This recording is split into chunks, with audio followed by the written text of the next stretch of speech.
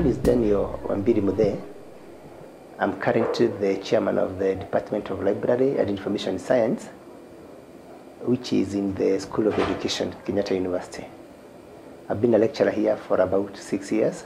I have been a regular user of the American Reference Center for many years. Consequently, I was nominated to go to visit USA through the International Visitor Leadership Program. Here in Kenya, we have got a lot of people who are challenged, people who are less fortunate, and we are not doing much about them. And I thought that every person can do his own way to help the less fortunate. It doesn't matter how big it is. It can be small, but then it is bringing a change to the people who are less fortunate. I was challenged by the spirit of volunteerism and respect for the less fortunate people in USA. And I remembered I asked myself, what are we doing to our fellow Kenyans? Can I do something? And the institutions I came across, one of them was the Washington Talking Book and Braille Library. And the director agreed to help us with some of the materials that they were not using.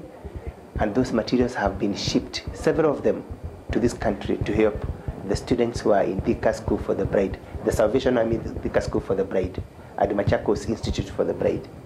That is what we have been doing.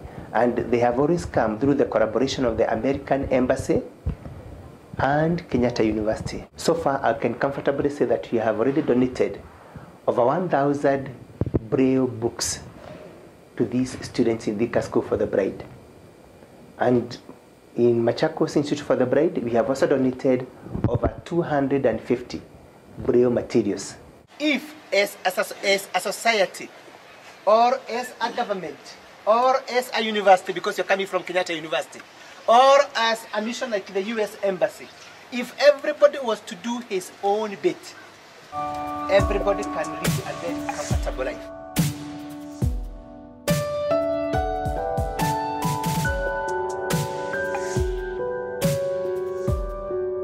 When they come here for library lessons with their English teacher, at least they have materials to be exposed to by their teachers. They'll read for one another, they'll get interesting stories. We'll have one student reading for the others, then another one, you discover another one, they'll read for the rest, and even read for the sighted ones. This book is about trying to save a beautiful bird, one that has tragically become endangered. It is about overcoming tremendous obstacles of geographical separations, difficult communications, prejudice, ignorance, and the haunting effects of poverty and war. It is the story of friendships offered during the Cold War of the wireless men and women. When they read for me, the stories are very, very good, and they make us feel happy and joyful.